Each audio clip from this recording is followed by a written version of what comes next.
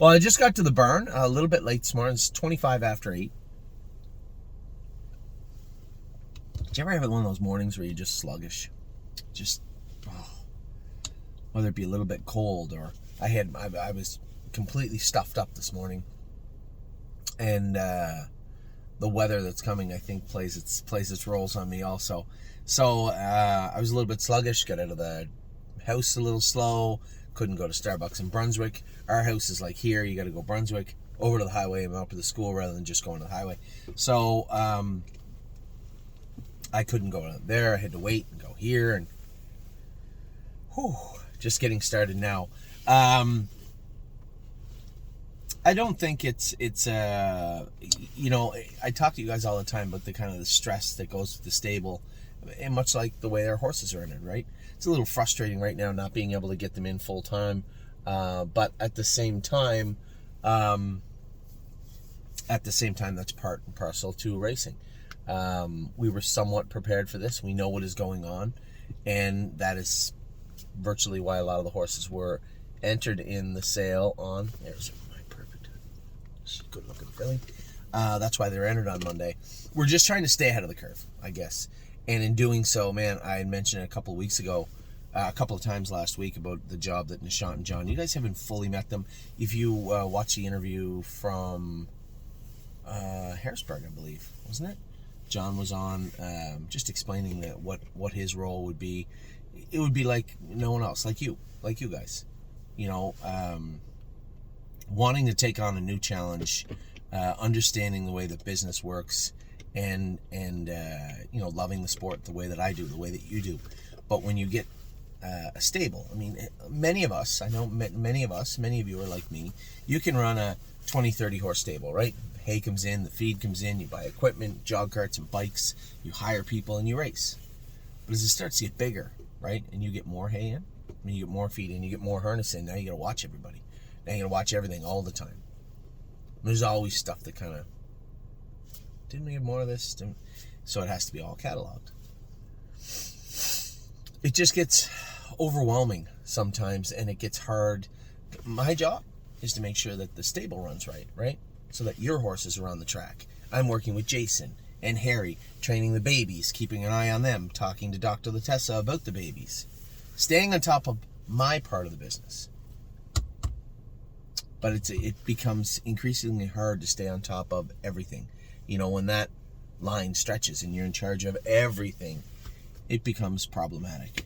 And I had a couple of emails over the last month or so from clients, actually a lot of emails on both sides of the fence, trying to understand what the issue was, trying to understand the importance of what we're trying to do and how we're trying to do it. And some very thoughtful and helpful emails from our clients also. Have you tried this? Have you tried that? I like the direction we're heading in because, one, I get to be in business with people that love the business, right? This isn't like I sent a headhunter out to find somebody to run the stable.ca. I get to find somebody to help me run the stable.ca from inside the stable.ca that understands what it means to be a client, that understands what it means to be a partner, and has the same love for this game that I do and you do. That's very hard to do, right? It's quite the resume you're looking for in a mountain, and we're very lucky. And John Evans has become a friend also, and I've gotten to know him. So the thing I love about John is that I'm the type of guy, I love doing these videos. When I was in politics, I loved knocking on doors. I love conversing with people. I love talking to them. I love talking to you guys. From those discussions forms a lot of the policies that we put in place at the barn. The very first one, open doors, transparency, making sure that everybody can see what is going on. Everybody can see their horses when they want. That was the biggest draw. A couple of my friends said, "Oh, have you seen this stable and that stable?" They're mostly thoroughbred syndicate operations. And I've been around a lot of people that have done them, and everybody does them in a different way. But the one thing is the component of this, right?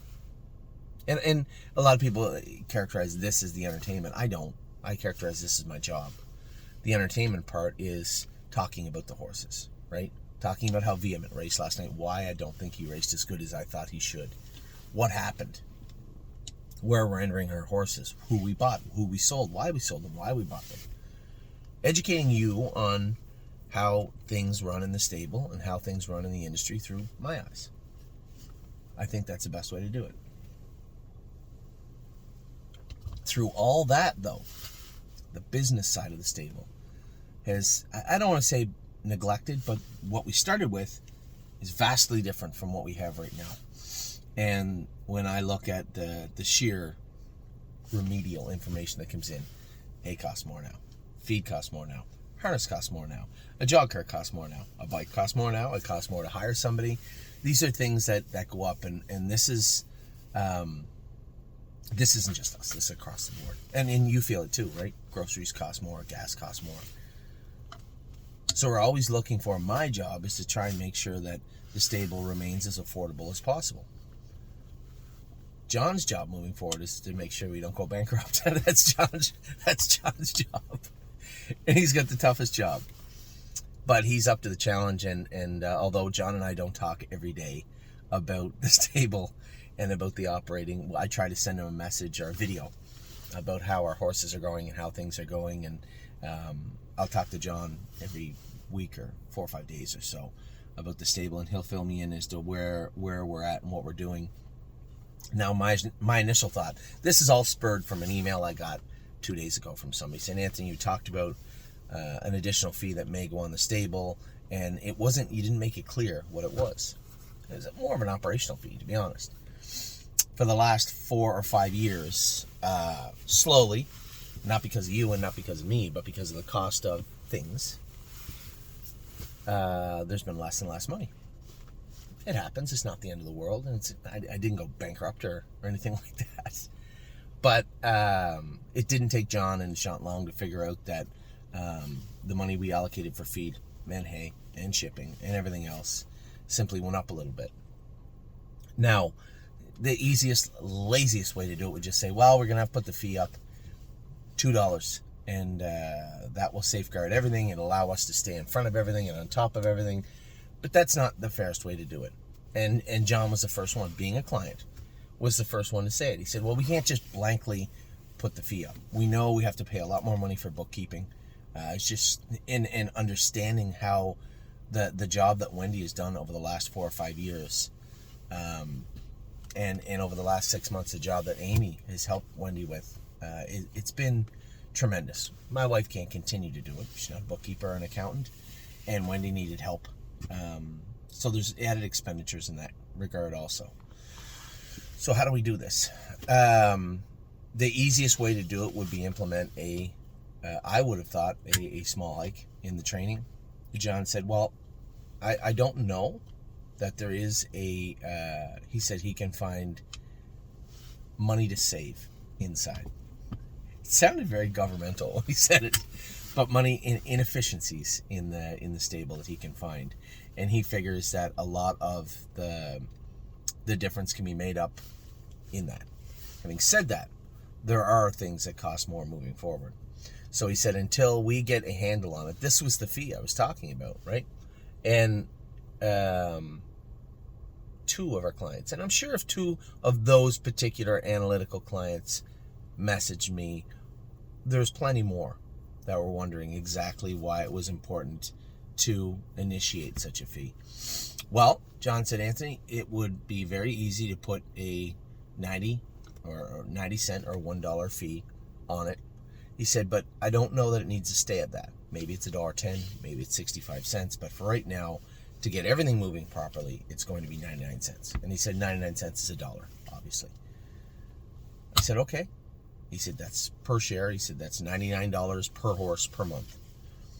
He said, I don't think you need to raise the training just yet. We're continuing to look at it. We're continuing to audit it. And we'll continue to keep you posted of our findings as we move forward. Probably one of the most professional things I've ever heard. And this is exactly why John was such an important part of the stable, and was such an important appointment. I guess not an appointment. We're going to be partners. Who's that? That's Capistrano Knights. This looks good. So I'm going to continue to try and make sure the ship moves forward. And John is going to continue to make sure that it can also. There's two sides to the ship. And you guys know that I'm dedicated to making sure that we have the right horses in the barn, that we have the right horses in the right areas, and that we continue to do the best we can on the track. John's job, every bit as important or more important, is to make sure that we have the numbers in the right place, to make sure that he does find those inefficiencies, and to make sure that the stable runs smoothly so that it runs smoothly for everybody. You, me, John, everyone. Now, the one thing I did say to John was, generally over the past 3-4 years, every year, last year, we bought a new harness for every baby. I don't want to be, there isn't a new harness needed for every baby this year, and I think it would be neglectful of me with your money to just go and say, okay, we're going to buy a new harness for every horse. But we are going to say, in the springtime, we're going to initiate a thing where we say, okay, here are the race harness, because there's two different kinds of harness. There's the harness you go out and jog in every day, like that one going out the door right now. And there's a harness that you bring to the racetrack to race in. I don't like to implement blanket costs and blanket fees. It just, I don't want to do it. That's how the stable is initiated to begin with, right? I told you guys all the time, we're trying to do the most we can for the least we can charge. And we're a little bit different in every stable when it comes to the editing and the videoing and all the extra stuff that goes into the stable. And I think everybody understands that. But when it comes to us, we have to try and save money also. So I want to take stock of the harness in the barn. Every year around this time, or at the sale time last year, we'd implemented fees for harness. I'm not going to do that until the springtime, until we get a full audit of what we need, because we have enough harness right now for the most part. There might need a couple, but I can go and get those. The race harnesses next season, there's no need to buy those right now. So I will continue on my day. Maybe this is what's keeping me up at night, is trying to talk to John about all the stuff that has to take place moving forward for us to continue to do the best job we can. We have the best horses we can possibly have. When I look at every night, I don't know if you guys do this or not, but I'll go through the sale catalogs on Equiline, Harrisburg, Lexington, and the